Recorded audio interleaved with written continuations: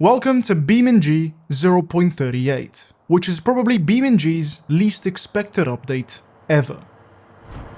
Why do I always have to die? Especially since this time around, the teasers they posted on their socials were absolutely incomprehensible. Like seriously, how do you expect anyone to figure out whatever this is? And not only was this update extremely unexpected, it was also quite huge. Because not only do we have one apartment-sized new vehicle, we have two. And on top of that, there's also a big update to my favorite map, as well as a ton of other neat little features. So make sure to watch this video until the end if you don't want to miss anything.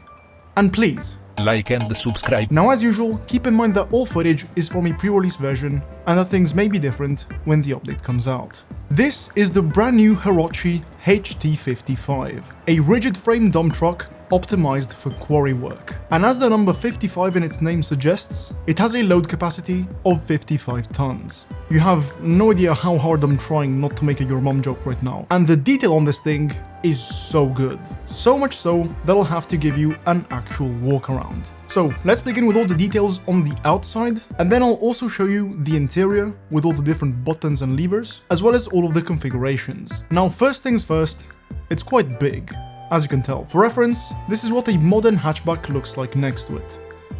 It's basically a house. And fun fact, the 20-litre turbocharged straight-six engine is almost as big as an Ibishu Pigeon, which I find pretty hilarious, especially since it only makes 700 horsepower at 1500 RPM. It also has 3600 Nm of torque, which, fun fact, is actually the second highest of all BeamNG vehicles, only beaten by the V8 from the Gavril T-Series in its maxed out configuration, which achieves a ridiculous 6000 Nm. But in the world of rigid body mining trucks, this is actually considered mid to small sized, depending on who you ask.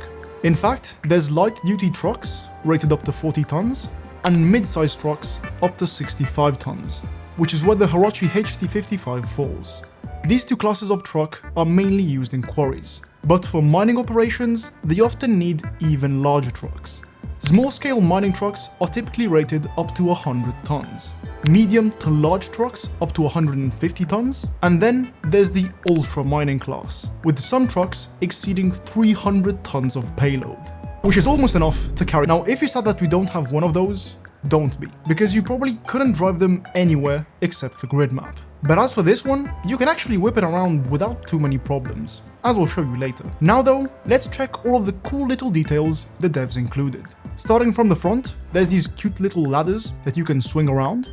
Very nice. Which then take you to the two main ladders, which then take you to what's called the access platform, which we'll access later. I am so good at writing these videos, my god. On the side, you have these massive wheels with 35-inch rims and off-road tires. And something really cool is the fact that this truck has an orbital steering system, which uses hydraulics. What it means in practice is that the steering speed directly depends on the engine speed, since it's the thing powering the truck's hydraulic system. Now, I'll turn the wheels with a controller instead of a wheel, so I can input the full steering lock instantly. On the left, the engine is idling, while on the right, it's redlining. And as you can see, it's much faster. The steering being powered by hydraulics also means that if you're operating something else tied to the hydraulic system, like the dump bed in this case, it will fully divert the power from it. And if for whatever reason the hydraulic system breaks, your steering will stop steering. Carrying on with the tour, you got the fuel tank, the exhaust, and this cute little light that you can turn on from the driver's seat. And at the back, you'll notice that it's pretty thick. As you can see, it has dually wheels, which then go into this big metal ball of a differential. On this particular config, the differential is open, but other configurations come with a manually locking one, which, fun fact, is actually operated via a pedal. It also features hydropneumatic struts, which love to jiggle, as well as this light panel, featuring turn signals, running lights, a brake light, a reverse light, and a speaker for the reversing signal. And finally, on the other side, there's the hydraulic fluid reservoir, which is what I ripped off earlier to make the bed collapse and freeze the steering system. Something really cool that you can notice is the amount of pipes and fluid lines going everywhere. And if we head deeper inside, it gets actually crazy. The most insane thing though is that I'm pretty sure that none of what you just saw was randomly placed. So whatever BeamNG dev dedicated his life to doing this, I hope you're okay. The funny thing is that the other vehicle I'll be showing later is even more insane in terms of detail. But before that, let me show you around the interior of the HT55. So on this side of the access platform, you can open up this hatch to reveal the pigeon-sized engine. And if I close it, I can then access the cab. Here, you'll also find the air intakes, whatever this is, and finally, one of the mirrors, which you can actually node grab to change its orientation. And on the other side of the access platform, there's basically nothing. So let's open the door and sit on the seat, which, if you look closely, is mounted on some sort of spring. Gentlemen, we now have air ride suspension seats in BeamNG. Why does it look like incredible gassy? Just like the exterior, the cab of the HT55 is beautifully detailed. It even has a cup holder. Look at that. Now, as for what you can interact with, there's of course all the stuff you'd expect, like the ignition, the hazard lights, the parking brake, and the lever to tilt the bed up and down. But there's also a couple unique switches and functions. For starters, you can use this switch to turn on the work lights, which are the ones I showed you earlier. There's also a switch for raising the idle RPM, which is something you commonly find on vehicles with hydraulic systems. And on the opposite side, there's a switch that toggles the front brake cutoff. This basically disables the front brakes. And believe it or not, it's an essential feature to have on this type of vehicle. That's because when you're fully loaded up, the last thing you want is the front wheels locking when hitting the brakes, as you'd lose control over the steering and just plow forward. But by far the coolest feature is the manually adjustable hill assist brake coefficient, HABC for short. And to demonstrate what it does, let's go to the quarry. Yes, that's right, we now have a quarry. But more on that later. What you need to know is that we're now on an incline, and if I were to remove the parking brake, we would roll forward. Oh no, oh shit. But if before doing that, we increase the HABC by pulling down on this knob, the truck will automatically determine how much brake pressure it needs to apply to stop it from rolling on an incline. Very, very, very cool. Finally, the HT55 comes in 9 different configurations, including one without the bed, 2 preloaded configurations, and one suited for rougher terrain, which is the one that features the pedal-operated locking differential. There's also a config featuring a staircase, and yes, you can climb it in walk mode, as well as whatever this abomination is. I don't know who approved this, but something tells me it was this guy. Now, it is time to check out the second massive new vehicle. Gentlemen, this is the Hirochi WL40. So close, man. So close. This is what you would call a large wheel loader. And yeah, as you can see, it's large, it has wheels, and it can take a load. And just like with a quarry truck, I'll now give you a tour of this vehicular device. Starting from the front, the first thing you'll notice are the auxiliary lights, but also the fact that it has a massive front lift arm with a universal bucket. And of course, it's fully operational. 12 seconds later.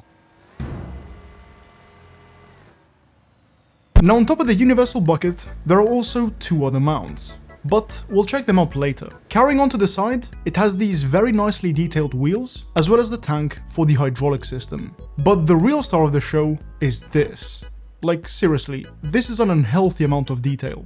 You can literally follow every single pipe and tube, and it will lead to somewhere that actually makes sense. Plus, most of them are even touchable. I mean, how cool is that? And finally, since the WL40 has a pivoting rear axle, as well as 4-wheel drive, the drive shaft tilts.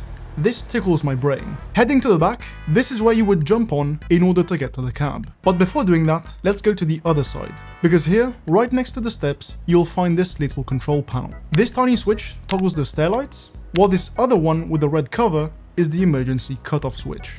It basically turns it off. Now hopping on, which by the way, you can do in walk mode, you'll find 2 openable doors to access the engine, which is an 1100 cubic inch turbocharged V8, pumping out 460 horsepower and 1900 Newton meters of torque. And I think this is one of my favorite details. There's a tiny little drive shaft powering the radiator fan. This detail is also present on the quarry truck, but here it's much easier to see. Very nice. Carrying on up, there's this hatch behind the cab that reveals something. And finally, before entering, you can again mess around with the mirrors. But now, let's open the door and check out the cab. Just like the HT55, the WL40 has the incredible gaseous seat.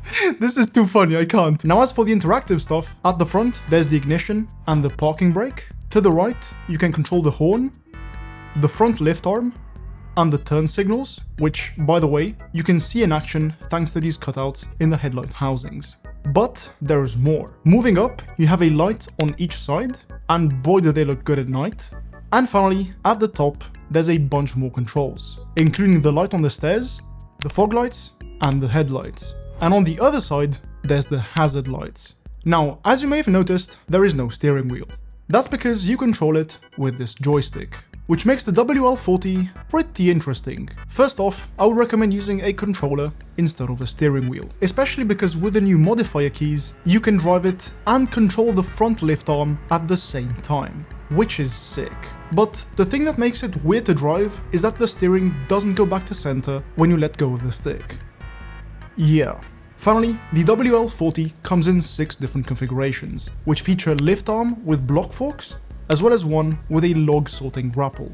And so, that was it with the new vehicles in 0.38. And man, I have to say, this is so sick. So devs, congratulations, because you have indeed done it again. Which is a problem, because now I want more heavy machinery. Please. But that'll be for another time, because now there is still one more big thing in 0.38. The brand new marble quarry area on the Italy map, which I'll be telling you all about in another video. Gentlemen, unfortunately I've had to split this video into 2 parts because I couldn't get it all done in time and I didn't want to compromise on quality. So in just a couple days, I'll be posting the second part of the update video featuring the brand new quarry on the Italy map, as well as all the other small but still very important changes. I hope you understand and I'll see you soon.